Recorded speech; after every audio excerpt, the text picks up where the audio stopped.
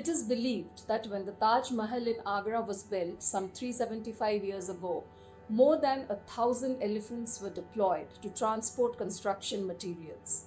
Today, just 35 kilometers away from the iconic monument, abused and exploited elephants are rescued and rehabilitated.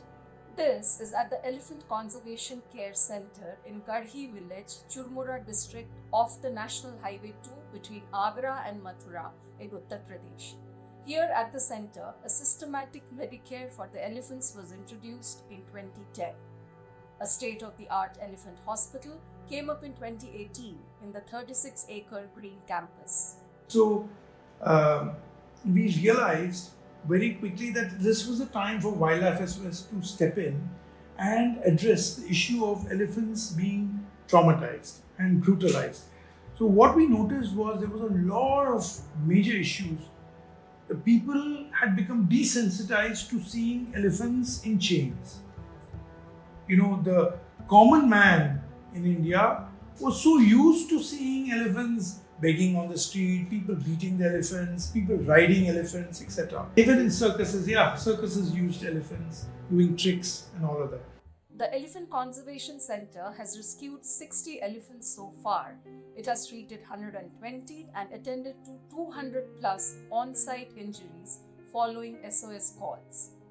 As per the 2017 census by Project Elephant, India has the largest number of wild Asian elephants, estimated at 29,964.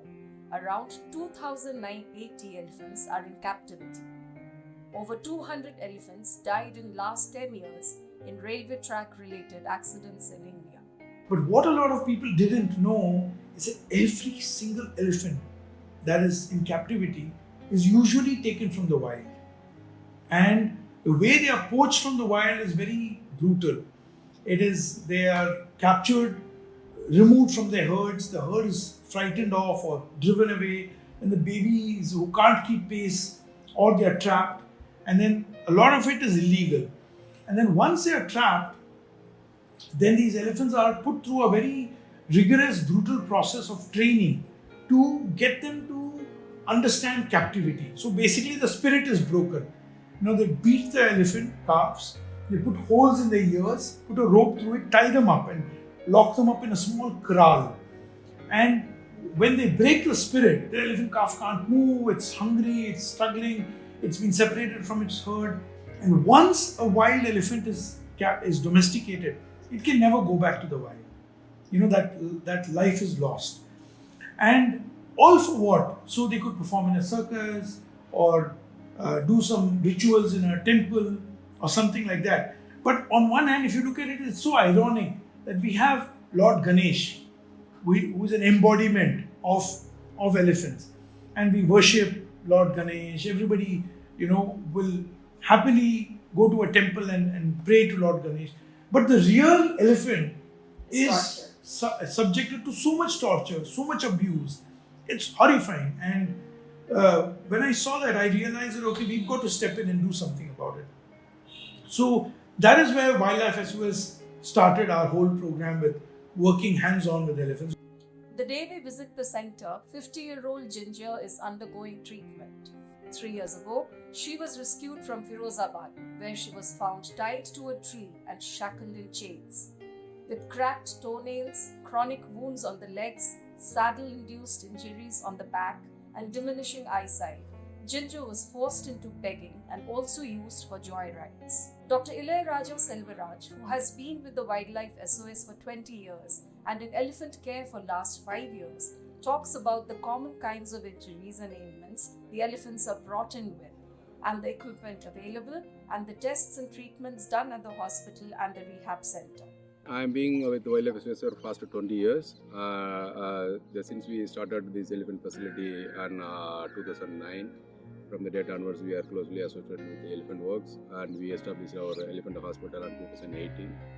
and we equipped with all necessary modern equipments, wireless setup and battery backup. So it is helping us effectively to diagnosis aspect and also therapeutic aspect, providing the best possible treatment for this elephant to elevate from the pain and distress, and providing the better health and restoring this welfare as well.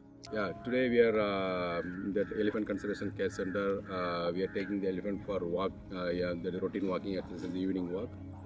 Here Maya, Bijli and Sanjal, Lakshmi are completed their walking. They are about to go back to their enclosures.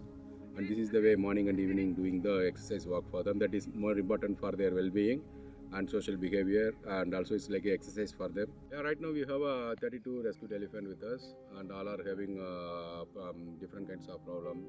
Major problem, they are degenerative joint diseases and foot abscess and dorsal spine process inflammations type of things. So we are giving specific treatment along with the pain medications and antibiotics. We are using photobiomodulation therapy with the laser machines, so that will also helping us to bring down the pain index and giving better relief for them. The center's most valuable asset is a fully equipped customized ambulance that rolls out to fetch elephants in distress. Majority of the elephants have been rescued from Uttar Pradesh and Madhya Pradesh. The team has also carried out rescue operations in Tamil Nadu, Andhra Pradesh, Chhattisgarh, Jharkhand and Kerala. On tip-offs from informants and trackers, the Wildlife SOS collaborates with the police, forest and enforcement departments and local communities to confiscate the elephants from illegal confinements. The rescue is prioritized based on neglect, pain, exhaustion and starvation of the elephants. In 2018 is when the final hospital infrastructure was actually opened to elephants. We kept treating elephants from 2009 to 2018. We've helped over, I think, maybe 150 to 200 elephants for treatment, care, etc. But at the moment, we have about 40 elephants in our care.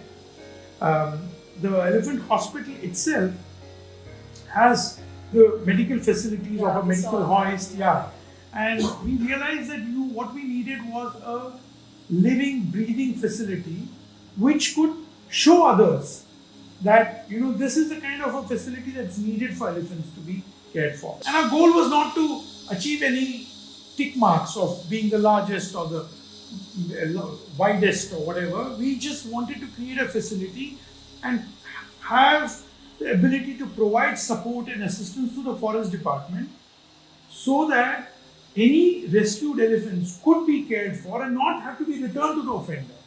That was one. Second one was that these elephants came from such an abused past.